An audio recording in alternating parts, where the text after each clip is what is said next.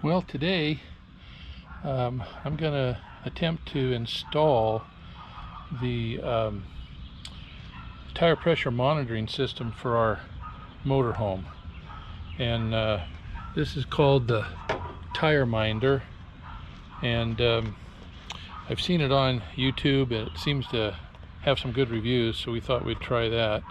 Here's the box and the items that come in it. There's the box, and there's the monitor for your dash. There's the cigarette lighter power cord for the monitor, suction cup, and then this is the little sending unit that you mount on the back side of the motorhome, just past the rear drive axle, and that gives you a kind of an area that'll pick up all the sensors. And then of course you got your instructional manual. So we're in the process of doing that. I'm just trying to find where to attach everything. Obviously these are aftermarket, so there's no accommodations on the motorhome for them, so we'll see what we can come up with. Okay, well, as I install this unit right here, one of the things I want to keep in mind is I need to be close to a power source, 12 volts, so I can connect it up, because it does take 12 volts to operate this little sending unit. And I want to be kind of mindful of where I mount it. Obviously, you know, the rear tires are here, and I don't want to do anything where I'll put this thing in jeopardy, where it'll be beaten up by rocks or anything. It is somewhat difficult to figure out exactly where to put this thing. I'm actually under the battery bay, and sorry about the neighbor's dog barking. I'm under the battery bay, and so this is a likely area right in here to install it. So I'm going to try to figure out where I can put it and where it'll not be in jeopardy of getting banged up, and we'll go from there. Okay, well, I got it mounted, and there's actually a kind of convenient hole up there that I could run the wire through, and go right up here and right through this bay and over, and then down into this battery bay. And I could, at least for right now, do a temporary hookup to make sure everything works. And right now it's hooked up and starting to get a signal. So I'm going to go see about mounting the indoor unit and see what happens then. Included in the package with the monitor comes with some of the sensors for your tires, and also the batteries, which is pretty unusual that they would give you the batteries as well. But you've got all the tools here to install it, a little decal, and these guys here that are the actual sensors that go on the valve stems, and that sends out the signal so that the monitor knows what the tire pressure is, and it can read the tire pressure as you go down the road. So we're gonna check these out, install the batteries, and then go from there. So I'll be back in a minute.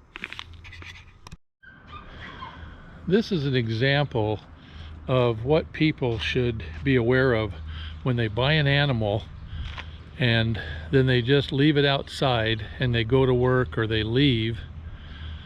And in this case, the wife is at home, but she's chosen to put the dog outside and ignore it. And this is what we have to put up with. And listen to this.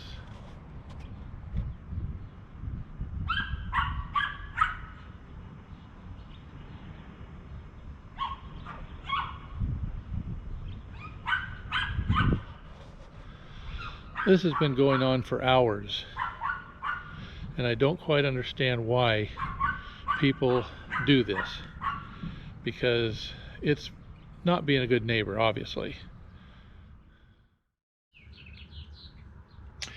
Okay, now it's all pretty straightforward on these. You get these little guys that go on the ends of your stems on your tires, on the air stems, and I don't know if I can do this one-handed here, but you unscrew the top off of it here, and put that aside, and then you insert the battery, one of these batteries with the plus side up, and so you basically insert that in here and then replace the cap.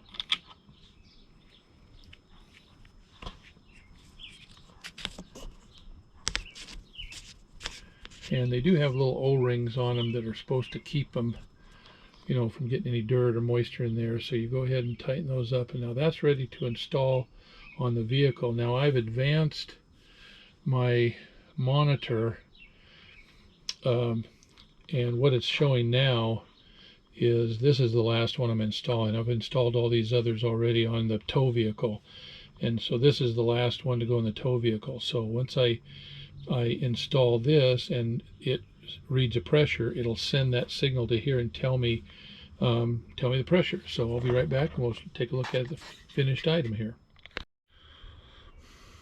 Okay, well, we got them all installed, and if you look down here at the monitor, you'll probably get a little glare there. You can see that fourth one is installed now. So I'll advance. This is the look at the motorhome, and you've got the top two pressures are the front drive or the front steer axle, and then the tire pressures below is the drive axle. And so it's all ready to go. As we go down the road, we'll be able to, you know, watch it and make sure that we don't have any tire pressure issues. Let's see, we'll turn this off.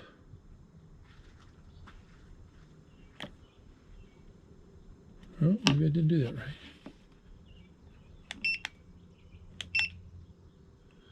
Well, one of them has decided not to work.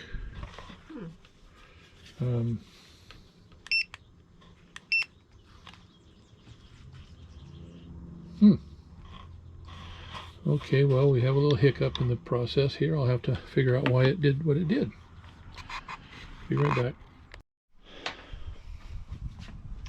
Well, the tire monitoring system that I installed on the motorhome is working just fine. I just hit the wrong button and erased one of my sensors, so I just had to reinstall it, but now everything's on there.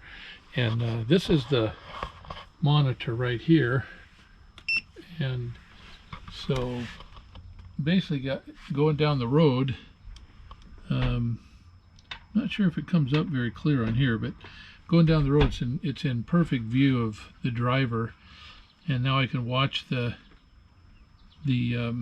tire pressure on the motorhome and on the tow vehicle at the same time, and makes for a great safety device.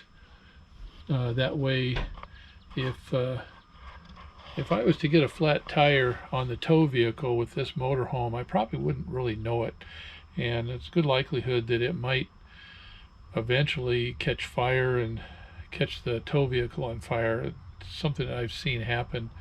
So anyway, this was a good safety item, and I'll feel a lot better going down the road without having to worry about this.